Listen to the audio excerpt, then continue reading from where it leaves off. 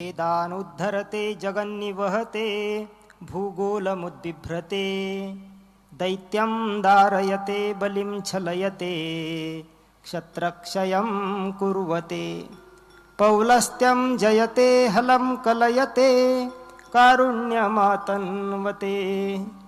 म्लेच्छान् मूर्छयते दशाकृतिकृते कृष्णाय तुभ्यं नमः। म्लेच्छान् मूर्छयते दशाकृतिकृते कृष्णाय तुभ्यं नमः। विश्व के कण कण में व्याप्त भगवान श्री कृष्णचंद्र भगवत स्वरूप यहाँ उपस्थित संत वृंद एवं स्वहं पीठाधीश्वर महामंडलेश्वर स्वामी सत्यानंद जी महाराज एवं व्यासपीठ पर विराजमान हमारे सबके प्रेमी स्वामी प्रकाशानंद जी महाराज,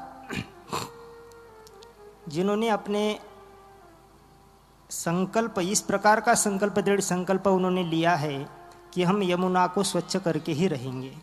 समय का अभाव होने के कारण बहुत कम शब्द में मैं मेरा भाव रखना चाहता हूँ कि भगवान की जितनी पट्ट रानियाँ थी 16,108, उनमें से सबसे भाग्यशाली थी यमुना महारानी। उसका कारण एकमात्र है, यमुना महारानी ने भगवान की बाल लीलाओं का दिग्दर्शन किया, दर्शन किया अपनी आंखों से, लेकिन द्वारका में जो लीलाएं की भगवान ने उसकी भी वह साक्षी है। और एक विशेषता है महारानी की, 16,108 में से धरातल पर कौन है? मात्र एका साका यमुना महारानी है। उनका नाम है यमुना जी। 5,200 वर्ष बीत गए, सबकी सब भगवान के साथ वहाँ भगवान का साथ आनंद ले रही है। यमुना महारानी एकमात्र ऐसी महारानी है भगवान की कि जो हम लोगों का कल्याण करने के लिए यहाँ धरातल पर मतलब रह गई हमारे लिए और अविरल चल रही है। और दुर्भाग्य देखिए यमुना महारानी का कि हम लोगों ने उनकी क्या दशा कर दी, कैसी दुर्दशा कर दी है। अब वो आपके सामने है, आप वो सब सुनते हैं, लेकिन महाराज जी के नाम में जो नाम है प्रकाशानंद है ना, पूर्व का नाम चैतन्य था, चोटी कट गई, आनंद हो गए हैं। तो यमुना महारानी को प्रकाशित करने का काम वो प्रकाशित हो जाए, इस प्रकार से प्रकाशानंद जी महाराज ने अपने हाथ व कार्य हाथ में लिया है। और वह निश्चित रूप से एक दोहा है, देनहार कोई और है भेजत दिन रैन, भेजत दिन रैन, लोग भरम हम पर ना करे तासो नीचे नैन। देने वाले तो वे है।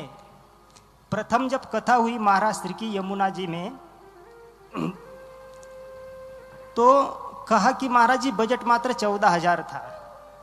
14,000 से प्रारंभ हुई है कथा, और कथा का अब आज का देखिए प्रथम 47वीं कथा है। 47वीं कथा का प्रथम दिन है, और प्रथम दिन में ही महाराज श्री का साक्षात आगमन हुआ है। महाराज जी विरक्त परंपराओं में से है। आप यदि आए हैं भगवान की कृपा से, तो मैं महाराज जी से भी निवेदन करूंगा, और आपके पौटा साहब में आए हैं, हम कथा में आए थे महाराज जी की कथा में, जब पहली कथा हुई थी गुरुदेव भगवान के आश्रम में। तो आप सबसे एक नम्र निवेदन रहेगा कि अवश्य ही महाराज जी का जिस पीठ के पीठाधीश है उनका आश्रम उस पार में है, महाराज जी का आना जाना है।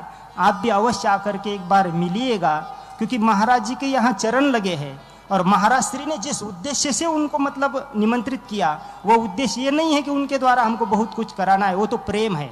और प्रेम ऐसा होता है कि अभी विश्व हिंदू परिषद की सभा थी महाराज जी, उस सभा में फोन आया कि आपको वहाँ आना है। बड़े बड़े सब भारत के जितने बड़े बड़े महंत हैं, अटल पीठाधीश्वर, निर्वाण पीठाधीश्वर सब उपस्थित थे। महाराज जी का वहाँ आगमन हुआ, हम सब साथ में थे, हमको वहाँ बिठाया गया। 2 से 5 टाइमिंग था, 5 के बजे वहाँ से उठ नहीं सकते, महाराज जी के प्रेम के कारण वहाँ से हम उठ करके खड़े हो गए और यहाँ पहुँच गए। तो समय का अभाव, ये मात्र सुबह से हमको बुलाया कि आज हमको वहाँ जाना है, सुबह सबसे पहले आपकी याद करी कि आज हमको प्रकाश जी के पास जाना ही है। इतना मतलब आपने जो प्रेम भरा निमंत्रण दिया था और महाराज जी ने प्रेम भरा उसका स्वीकृति दे दी थी, लेकिन आज वह मतलब उसका स्वरूप आपके सामने है। तो लेट इसलिए हुए कि वो उसका प्रोग्राम में गए थे, वहाँ पर गए थे, और आते आते आपकी भीड़, रास्ते में जो भीड़ है ब्रिजों पर, और फिर सबसे पहले इतना दूर अभी आपका लगा है भव्य दिव्य, इसकी भव्य दिव्यता ऐसा तो योगी जी का ही लगा है। योगी के इसमें गए थे हम कल अखाड़े में, नाथों के अखाड़ों में गए थे, इस प्रकार के टेंट वहीं लगे हैं। और फिर ये तो बस यमुना महारानी की ही देन है ना। तो बस मैं शुभेच्छा देता हूँ महाराज के कार्य के लिए, और महाराज का कार्य इस प्रकार से अविरल चलता रहे। यही इस तीर्थों के राजा है ना, तीर्थों के राजा है प्रयागराज, और उस प्रयागराज में हमारी 51वीं कथा समाप्त हो जाएगी। 51 नंबर की जो कथा यही समापन होने वाली है। और देखिए संकल्प कैसे हनुमान जी आए हैं, और ऐसी 108 हनुमान जी हमारे दोनों किनारों पर मतलब विराजमान हो जाएंगे। वो क्या बल होगा, कितनी सुंदरता आएगी, उसका हम हमारे कल्पना से परे है। समय का लेकिन बहुत अभाव है, जब भी मौका मिलेगा तो दूसरी बार आकर के चौका लगा देंगे, है ना। और कर क्या सकते हैं, तो कोई बात नहीं। यही 2 शब्द है मैं भागवत भगवान के चरणों में, श्री हनुमान महाराज जी के चरणों में समर्पित करता हूँ और मेरे वाणी को विराम देता हूँ।